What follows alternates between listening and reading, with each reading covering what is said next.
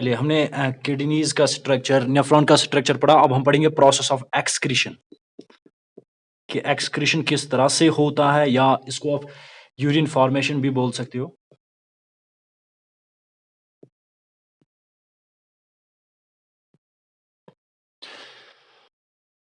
Process of excretion, urine formation, जिसमें हमने थोड़ा बहुत कल आपको बताया हुआ था कि सबसे पहले जो है फिल्ट्रेशन कहाँ पे स्टार्ट होती है। ब्लड की फिल्ट्रेशन जो है ये सबसे पहले स्टार्ट कहाँ पे होती है, वहीं से हम स्टार्ट करेंगे। तो इसमें कुछ स्टेप्स होते हैं। सबसे पहले फिल्ट्रेशन, सबसे पहला जो है ये ग्लोमेरुलस में ही होता है ब्लड का फिल्ट्रेशन, जो कि कल भी बताया था आपको।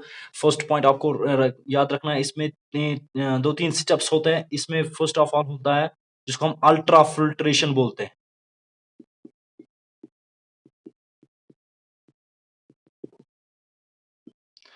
अल्ट्रा फिल्ट्रेशन इसको बोलते हैं। सबसे पहले ये वाला सेटअप होता है in the cleaning of the blood. जब भी ब्लड को क्लीन करना होगा, ब्लड में जितने भी वेस्ट्स होंगे उनको बाहर करना होगा, नाइट्रोजनस कंपाउंड्स को बाहर करना होगा, सबसे पहला स्टेप होता है अल्ट्रा फिल्ट्रेशन। और ये ultra filtration it's the first step in the cleaning of the blood, and it occurs in glomerulus. तो यहाँ पे आप लिखना है, ठीक है।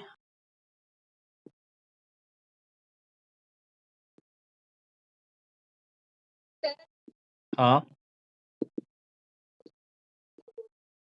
ओके ओके ओके, ठीक है।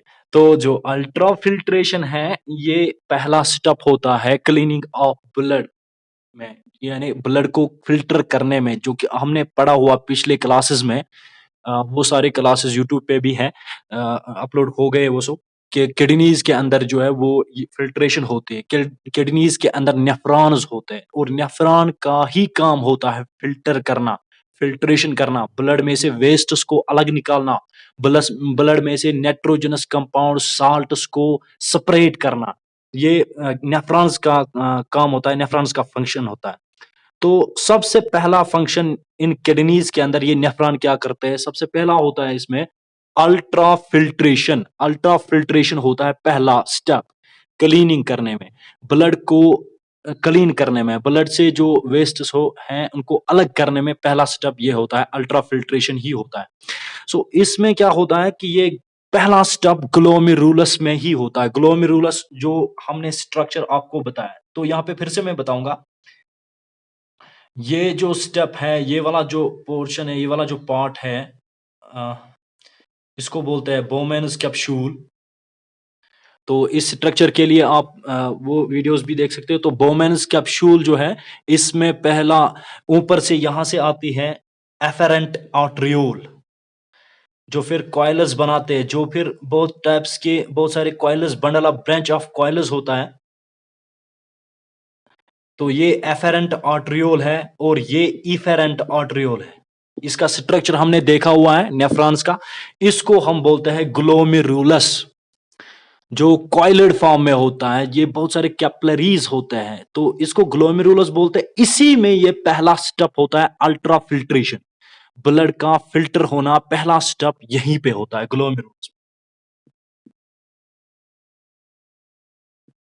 पहला स्टेप ये वाला स्टेप अल्ट्रा फिल्ट्रेशन, याद रखेंगे सभी।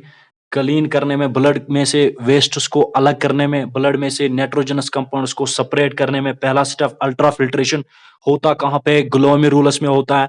ये एफेरेंट आर्ट्रियोल है, जो कि रीनल आर्टरी का ब्रांच होता है, और वही नेफ्रॉन में चला जाता है, नेफ्रॉन के बोमेन्स कैप्सूल में चला जाता है। यहाँ पे ग्लोमेरुलस होता है, और ये फिर निकलता है यहाँ से इफेरेंट आर्ट्रियोल। तो इसमें क्या होता है, देखिए इसमें क्या होता है कि यहां से ब्लड आता है, ब्लड आ गया रीनल आर्टरी के थ्रू, एफेरेंट आर्ट्रियोल, तो चला गया यहाँ पे इस ग्लोमेरुलस के अंदर, ब्लड चला गया। ग्लोमेरुलस जो है ये बहुत सारे कैपिलरीज होते हैं, ब्लड कैपिलरी जो थिन वॉल्ड के होते हैं। तो यहां से क्या होता है, थिन वॉल्ड में इसमें इजिली जो सिंपल सब्सटेंसेस होते हैं, जो स्मॉल साइज्ड पार्टिकल्स होते हैं, अमाइनो एसिड्स, ग्लूकोज, या बहुत सारा साल्ट जो है वो नीचे आ जाता है। तो याद रखेंगे, इसमें से ग्लोमेरुलस में से नीचे यहाँ पे आ जाता है अमाइनो एसिड्स, ग्लूकोज, वो नीचे आ जाता है।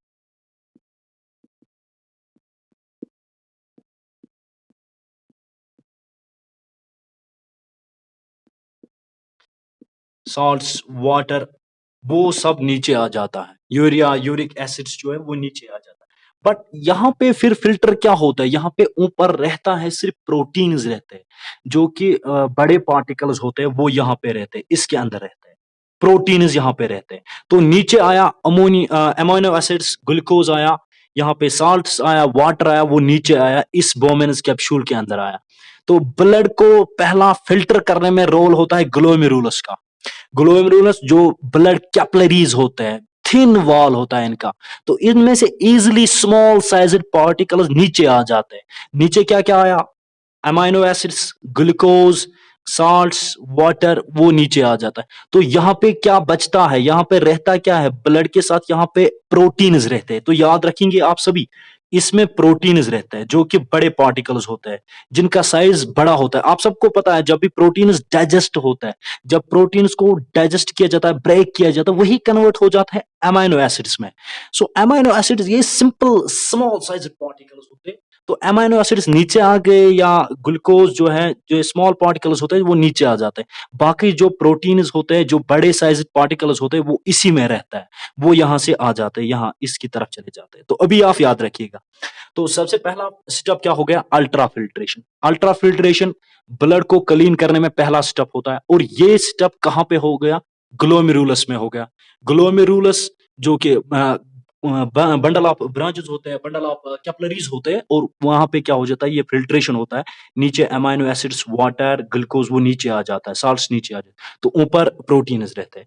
पहला स्टेप। अब उसके बाद याद रखना, मैंने आपको बताया था उस वाले क्लास में, कल वाले क्लास में भी बताया था कि ये जो एफेरेंट आर्ट्रियोल है, ये कहाँ चला जाता है, ये पूरे नेफ्रॉन के चारों तरफ घूमता है, पूरे नेफ्रॉन के ऊपर रहता है चारों तरफ। ये क्यों होता है वो हम दूसरे स्टेप में पढ़ाएंगे। तो पहला स्टेप, प्रोसेस ऑफ एक्सक्रीशन में, एक्सक्रीशन किस तरह से फिल्ट्रेशन होता है, किस तरह से यूरिन बनता है। यूरिन जो है वो नीचे है, वो यूरिक एसिड्स वो जो है वो नीचे आ गए। उसके साथ साथ अभी क्या है, अभी उसके साथ साथ अमाइनो एसिड्स भी है, ग्लूकोज भी है। लेकिन ये तो नहीं जाने चाहिए, ये तो बॉडी से बाहर नहीं चाहिए ना, क्योंकि ये न्यूट्रिएंट्स है, इनकी कमी हो जाएगी हमारी बॉडी को अगर ये भी चले गए, अमाइनो एसिड्स भी चले गए, ग्लूकोज भी चला गया, जो है अगर ये चला गया यूरिन के साथ, तो हमारी बॉडी को इनकी कमी हो जाएगी। तो लिहाजा इनको हमें बाहर नहीं करना है, इनको वापस लाना है ना, ब्लड स्ट्रीम में इनको वापस लाना है। तो वो दूसरे स्टेप में होता है। पहले स्टेप में क्या किया, पहले स्टेप में हो गया अल्ट्रा फिल्ट्रेशन, उसमें प्रोटीन ऊपर रह गए, बाकी अमाइनो एसिड्स, साल्ट्स, या जो यूरिया होता है, यूरिक एसिड्स होते हैं, वो सब कहाँ चले गए, वो नीचे आ गए, इसमें आ गए। ठीक है, फिल्टर होके वो यहाँ पे फिल्ट्रेट होके यहाँ पे आ गए, जिसको यूरिन बोला जाता है। जो यहाँ पे आ रहा है वही यूरिन है जो इसमें नीचे आ गया।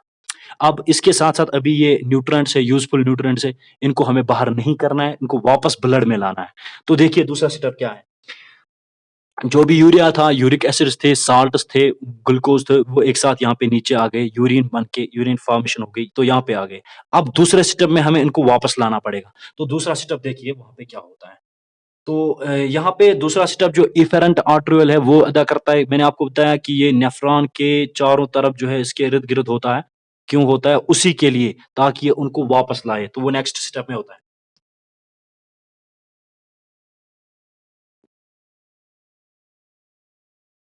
नेक्स्ट स्टेप बहुत इंपॉर्टेंट स्टेप ये है, रीअब्जॉर्प्शन।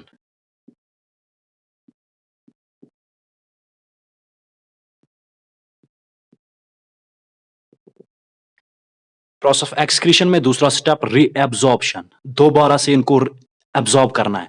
दोबारा से जो वाप नीचे चले गए थे अमाइनो एसिड्स, जो नीचे चले गए थे ग्लूकोज यूरिया के साथ, साल्ट्स के साथ, नाइट्रोजनस कंपाउंड्स के साथ, जो नीचे चले गए थे अमाइनो एसिड्स, यूजफुल न्यूट्रिएंट्स, इनको हमें वापस रीअब्जॉर्ब करना है। इनको हमें वापस ब्लड स्ट्रीम में लाना है। इनको वापस हमें किस में लाना है, ब्लड स्ट्रीम में वापस लाना है। वाटर को रीअब्जॉर्ब दोबारा से करना है। वो कहाँ पे होता है, तो वो इस तरह से होता है कि जहाँ पे ये था, अब मैं ऐसे ही बनाऊंगा, यहाँ पे था ये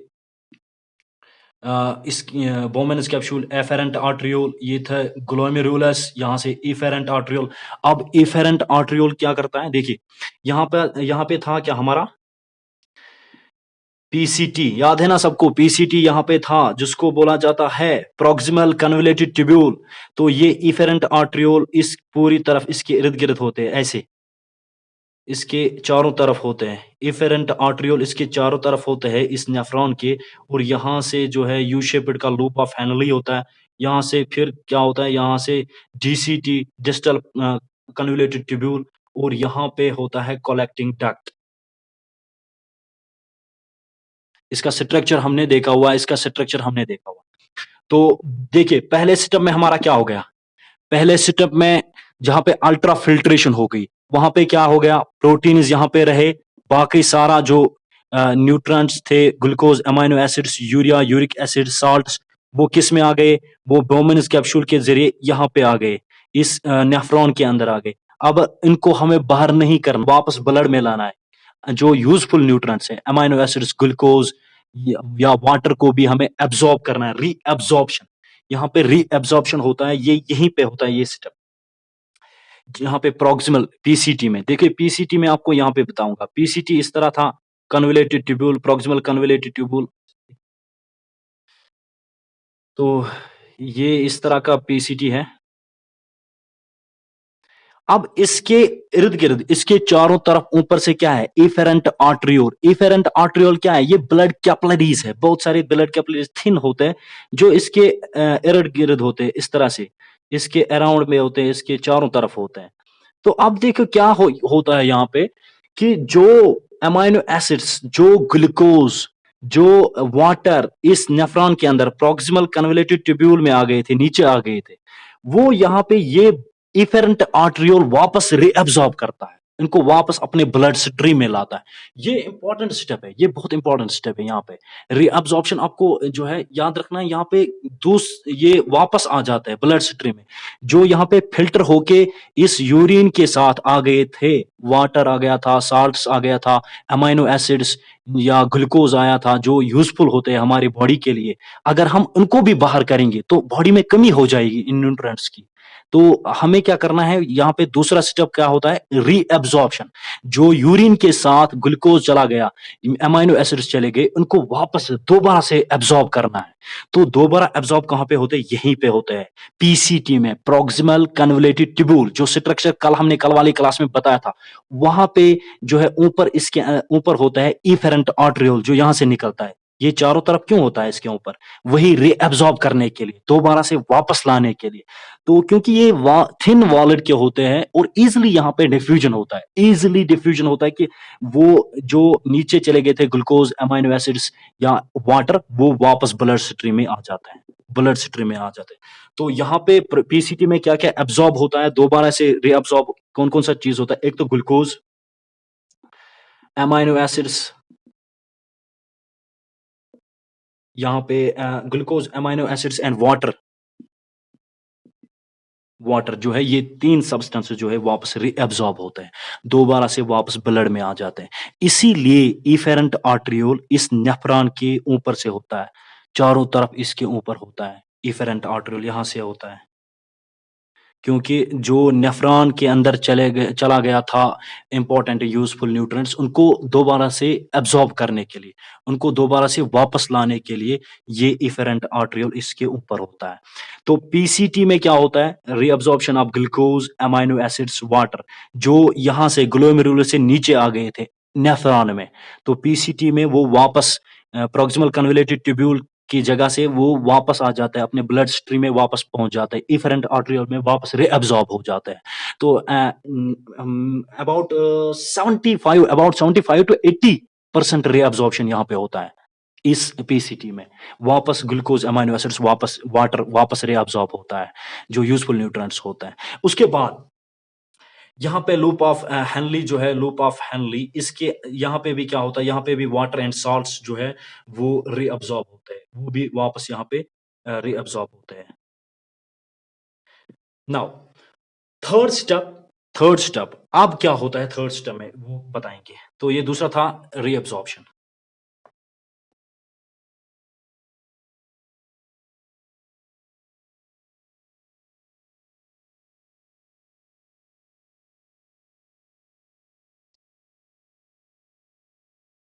जो कि थर्ड स्टेप होता है यूरिन फॉर्मेशन में या प्रोसेस ऑफ एक्सक्रीशन में, वो होता है secretion, tubular secretion.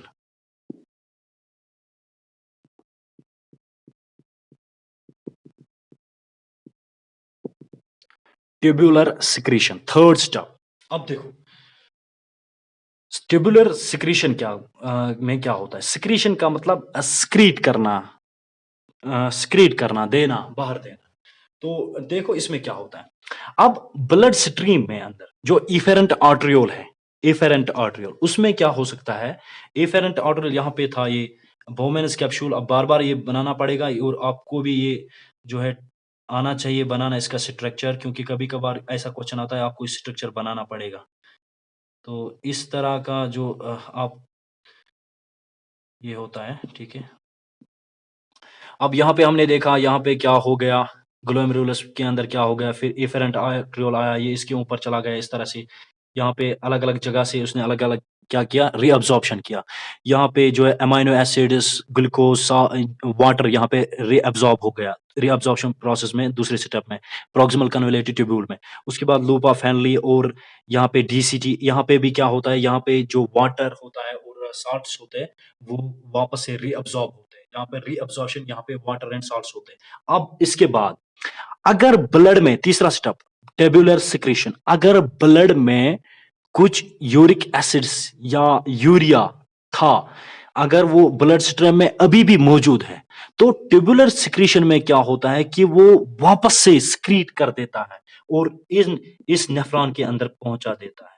Tubular secretion में याद रखिएगा कि यहाँ पे क्या होता है, यहाँ पे जो ब्लड स्ट्रीम के अंदर या इफेरेंट आर्टरियोल जो इसके चारों तरफ इसके ऊपर होता है, अगर उसके अंदर कुछ यूरिया है, यूरिक एसिड्स है, तो वो स्क्रीट करता है, वो इफेरेंट आर्टरियोल ब्लड कैपिलरीज उसको स्क्रीट करते हैं, यहां से निकालते हैं और वापस इसमें से इस नेफ्रॉन के अंदर पहुंचा देते हैं, वापस पहुंचा देते हैं।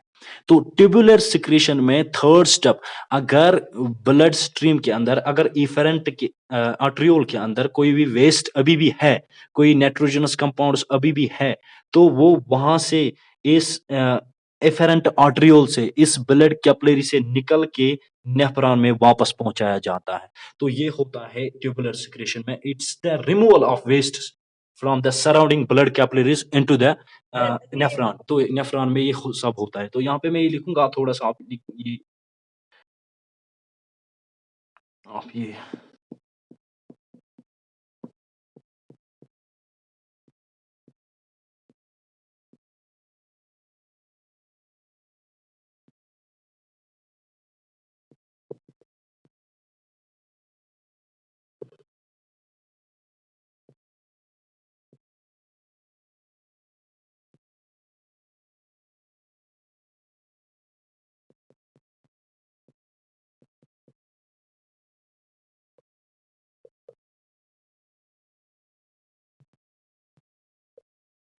तो ट्यूबुलर सिक्रेशन में क्या होता है, it's the removal of the wastes from the surrounding blood capillaries, जो कि इसके ऊपर होते हैं नेफ्रॉन पे, उस वहां से वेस्ट रिमूव होता है एंड टू द नेफ्रॉन या to the glomerulus secretion to the urine, उसके अंदर वापस पहुंचाए जाते हैं।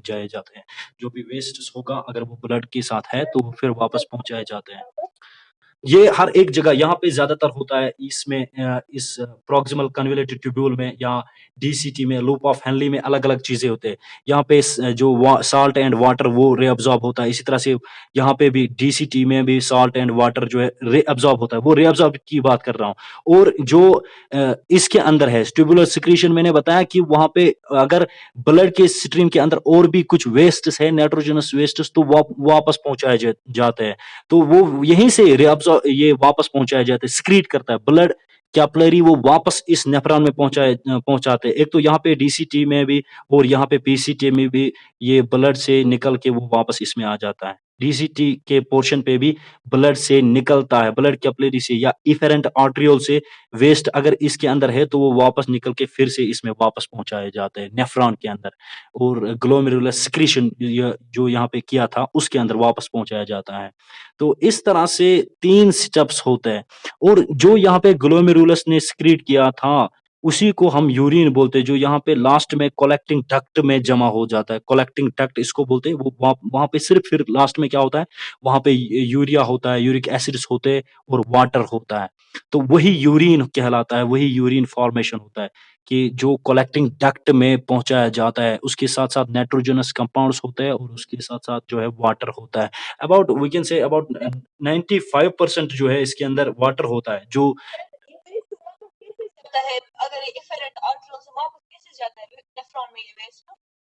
एफरेंट आर्टरियोल में नेफ्रॉन का, क्योंकि ये उसके ऊपर होता है और ये डिफ्यूजन प्रोसेस के जरिए होता है, क्योंकि इनका साइज अलग-अलग होता है, इनका साइज जो है डिफरेंट होता है।